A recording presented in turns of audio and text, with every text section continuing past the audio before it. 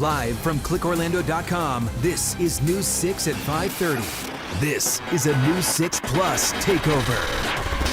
Here now is Matt Austin and Ginger Gadsden with Florida's Fourth Estate. I'm assuming it's in that plant. Dogs proving they are more than man's best friend. If we can stop one child being abused, that one day, it's worth buying 50 of these dogs. But a kid's biggest protector. How canines are getting results for exploited children. That is such an incredible story, and I cannot wait to share it with you guys, because when we heard about it, we were like, they can do what and how do they do it and where do we find these dogs? You just don't find them in nature. They have to be trained. Welcome to another fantastic edition of Florida's Fourth Estate, everyone. I'm Ginger Gadsden. Yeah, these dogs don't even make sense, how they can actually smell computer chips. I'm like, a computer chip's smell, but they get 30 times more powerful noses than we do, which is very cool. So we've got a fantastic interview coming up after the break. But the first thing we have for you, as always, are some of the crazy headlines that popped up in Florida during the past week or so. And this couple, they typify what a Florida story is all about. I want to say right off the bat, they are not Floridians. Okay, these people are from Maine. Sounds like they have sort of a transient lifestyle. They made their way down to Florida, where they're now making headlines. Here is Shannon Kay and Derek Pearson. They are together. Turns out this couple is accused of kidnapping a guy at gunpoint, threatening to kill him, driving him around while pointing various and sundry weapons at him, all while their toddler is in the car. They took the word kidnapping and they thought, yeah, we need to bring our kid along with us for the kidnapping. This took place in Daytona Beach. And the whole story is just kind of out of this world. It's awful. Crazy. They loaned this guy a car, according to the dude. He took it out for an evening of debauchery with drugs, which he freely admitted to the police. And then when he brought it back, apparently it was missing $80 in cash and a cell phone. So then they kick in his door, drag him in the car, and they're like, you're going to find all of our stuff. And meanwhile, he's looking over at this kid, not in a car seat, by the way, but just an unreal set of circumstances. You just wonder, how do people get to this place in their life? I do not know. And, I am glad the child is in protective custody right now, because that poor baby did not ask for that situation. And when we heard that story, I'm like, that can't be right. Their own, people you take your kid to work day. They really took that to another level, and it should have not happened. And this is what happens with people who come to Florida. These people aren't even from Florida, but they sully our state's good name. And so now all anybody's going to remember is that they were found in Florida. They're not from here. They're not our people. But I'm so glad that, authorities were able to get that baby, and that baby's going to be taken care of, at least better care than what these two people were able to do. It is just really, really sad what some people will put their kids through. It's very true. Just an insane situation, and you would just find it unconscionable. They're like, hey, we have this kidnapping to do today, but we couldn't find a sitter, so we're just going to bring the little one along. Yeah. It's not like going to do your laundry or something. Anyway, that story blew my mind. That's it. It really, and it continues to do so. All right, moving on to another story that really got our attention, and I was thankful that we did not have smell-o-vision this week, because we've done stinky stories on this town twice now in about a month. And I'm talking about beautiful Mount Dora. When you think of Mount Dora, you just think of this peaceful little serene community. But so these beautiful. It really is gorgeous. But there's this community, it's near Sullivan Ranch, and they say there is a stench that is just unbelievable, and it has gotten worse over the years, and it just never leaves. It is there day and night. You wake up to it, you go to bed to it, you have your dinner to it, everything else, that stench is always there. So they held a meeting to address what happened, and here's how one guy described it. In the last 3 or 4 years, it has just gotten absolutely unbearable.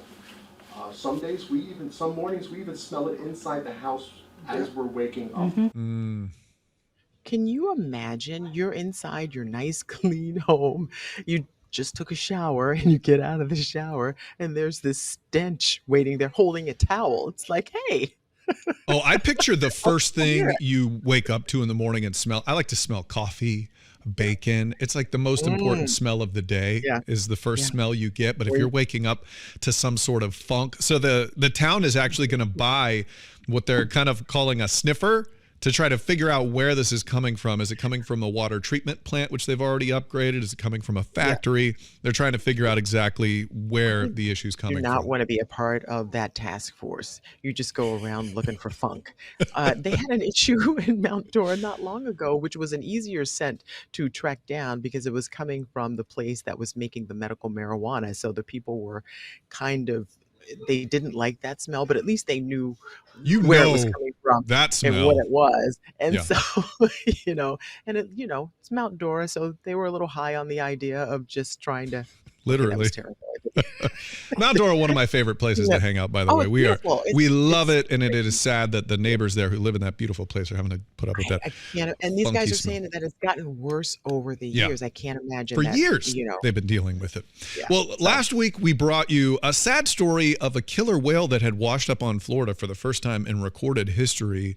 This week we've got a young boy who pulled in an 11-foot great white shark. Are you kidding me? This took place down in Fort Pierce, Florida, and you just don't expect to see Look at these that thing. creatures.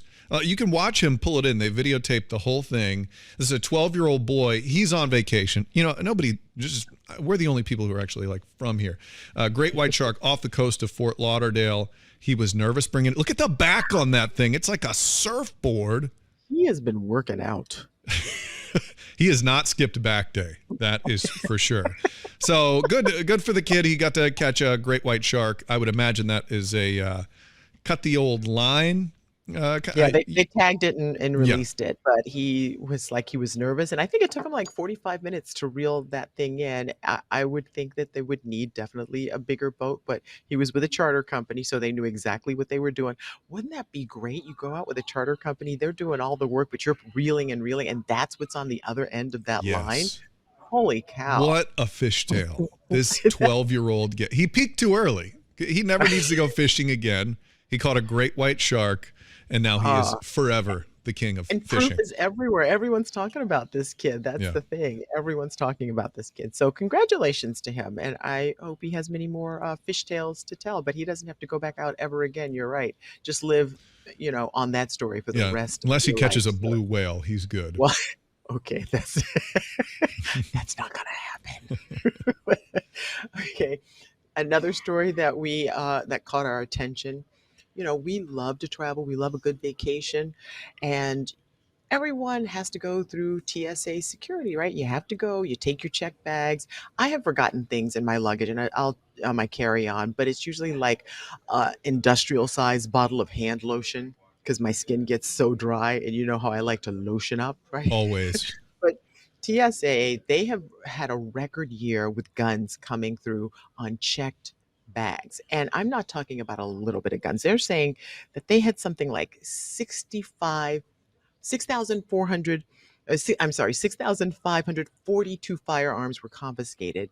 Florida had the highest number of airports, the most airports in this list. We had 3 in the top 10 with Orlando, Central Florida, Orlando International Airport coming the highest on that list.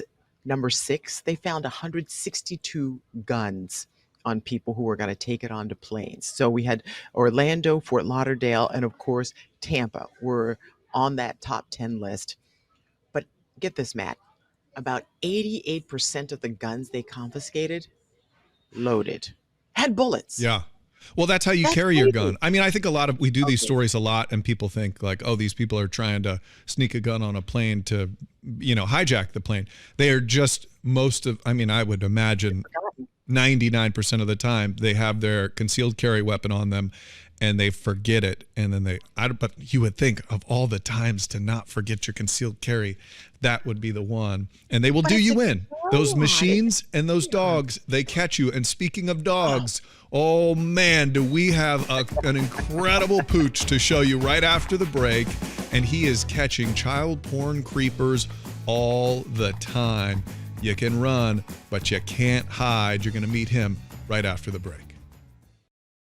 Welcome to Florida's Fourth Estate. So glad to have you with us today. And we know a lot of people think of dogs as being waggy tails and drooling, but some of them actually have superpowers. The dog we're going to introduce you today works at the Kissimmee Police Department and can sniff out not just drugs or something that you would expect to have like a real tangible smell, but computer chips. And these dogs find child porn creepers. It is amazing what they do. Glad you're with us today. I'm Matt Austin. And I'm Ginger Gadsden. I'm so excited that Florida's Fourth Estate is finally going to the dogs in the best way possible, Matt, because I have been wanting to talk to this canine officer for a long, long time, because when you figure out how he does what he does, it is really so incredible. And it's so important in stopping a big issue, and that is child pornography, right? And so to do that, we have a special guest with us, a couple of special guests. We're talking to Officer Georgie Torres and Canine Baxter with the Kissimmee Police Department. We are so happy to have you guys with us. Officer Torres, thank you for joining us. Can you tell us a little bit about Baxter and what he actually does? Because when we say he sniffs out things that involve child sex crimes, people are like, what? What are you talking about? Baxter is a 5-year-old English Labrador, and he is trained to detect the presence of a chemical that is actually used in the manufacturing process of the electronic storage devices. So things such as cell phones, thumb drives, SD cards, external hard drives. All the manufacturers use a common chemical component as part of their manufacturing process. And that chemical is what Canine Baxter actually detects. You said it took about 6 months initial training, even though he's been training since birth. How many dogs like Baxter are there in the state of Florida? Because I understand you guys work a lot. We do. I'm assigned to a task force out of the Florida Department of Law Enforcement's Orlando region, so we cover 9 counties. As of right now, to my last count, I want to say there's about 7 or 8 BSD canines in the state, and then about nationwide, coming from the trainer where we received Baxter from, there are about 100 in the nation. So it's still a relatively new discipline, something that I hope every agency gets one, hopefully, in the not so distant future, but it's still relatively new. Wow, truly a rare breed. That is amazing. Well, I feel like Baxter, I can see he's kind of antsy. He's ready to get down to business. Tails wagging. Yeah, so let's show us, what are we going to see today? Kind of explain it to us and then take us through. You have hidden a nefarious device, and Baxter's going to find it for us today. Is that what's going to happen? I've got 3 rooms that are set up. One is a kitchen setting. One is a garage. And then one is a room with that houses a bunch of chemicals. We're going to just show you those 3 different types of environments, and you'll see how it works. Oh, wow. Wow. Okay. I'm assuming it's in that plant.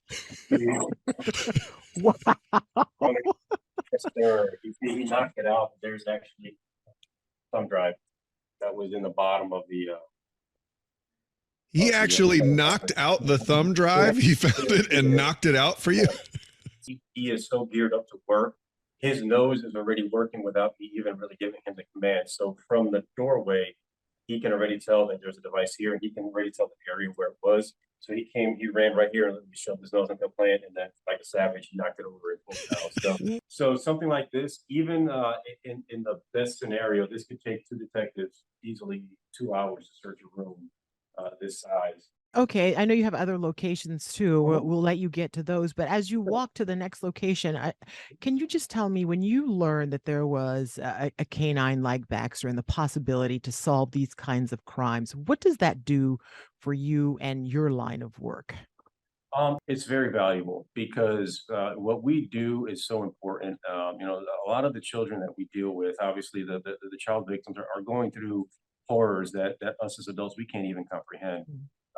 So whatever we as law enforcement can do to save a child, they're the most vulnerable. Most of these kids can't pick up a phone and call 911 and let somebody know that something's going on. So when news of this type of canine discipline came out, I was all over it in my unit as well. We tried to vet this out, and there I give the credit to the Kissimmee Police Department's administration, because I brought this to their attention, and as you can imagine, with the administration of an agency this size, there's budget constraints and budget concerns and things like that. So, and there's no shortage of companies that come up with, things for law enforcement to try and buy. Not everything works. So they can't just blanketly say, okay, we're going to buy whatever our officers want.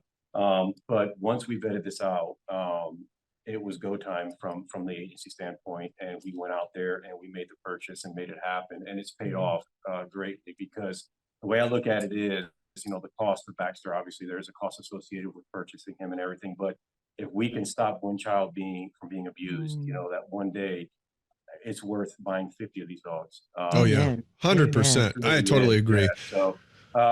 Okay. So I want to see this next. I want to see this next area, my friend, because that was too easy. We got to challenge this guy. So where are we going next? We were just in the kitchen. We headed to. Here is a like a closet setting, but there's a lot of chemicals that are housed in here. So you're going to see the dog work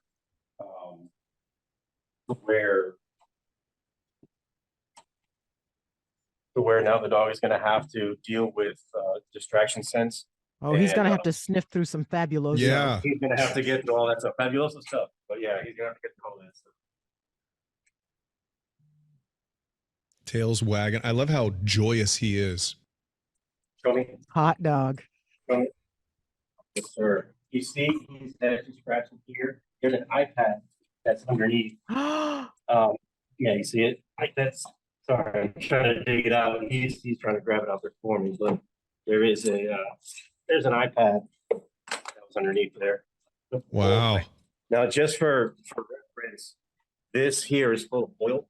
The containers that's on top is full of oil.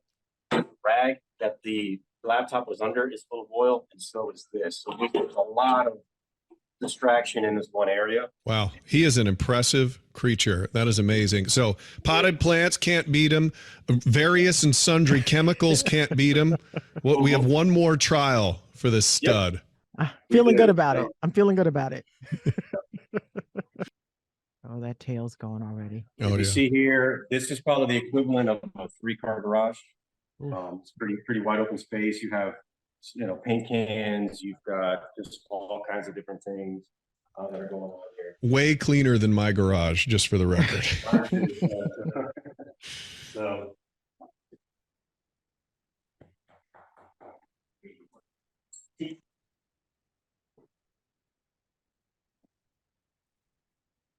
see. Oh boy. Show me. No, I'll do it. Show me. Show me. Good. Whoa. So if you look here, there is a smartwatch that's in this case in here. So wow. that's protected out. So the smartwatch was actually inside of this thing here. I don't know. This is maybe 900 square feet. I don't know. But it would take us easily 4 hours to search this. The possibilities are endless of places where you can hide something. Absolutely. Yeah. Now, in a real world setting, also, I wouldn't just stop with one device. I would have him search the rest of the room, which he's doing on his own right now. If you see, he's like, he's going to be pulling VCRs out of the back. He's making sure that we didn't miss something because he wants more food. It is so impressive, not just what he's doing, but the way you have him trained. I can tell you guys spend a lot of time together. He's put a lot of effort into this, and you have put a lot of effort into him. So the team that we're getting to watch right now, so impressive. Thank you guys so much for showing us all of this. I feel like I got a behind the scenes look at a magic trick that David Copperfield does. It's so incredible. I mean, it really, if we had not seen it with our own eyes, because we've done stories and you hear about how it happens, but until you see it for yourself and see him in action. I do have one quick question before we go. We have less than a minute. I have a little girl dog, Cinnamon. She's interested in perhaps maybe seeing Baxter at some point. This Baxter date. There's some good genetics in there. Cinnamon's babies could smell anything. We appreciate what you do, Officer Torres and Canine Baxter. Thank you for everything, because you really are making a difference in getting results in this community. We love it. Thank you very much. And thank you for watching Florida's Fourth Estate. You can download it from wherever you listen to podcasts or watch anytime on News 6 Plus.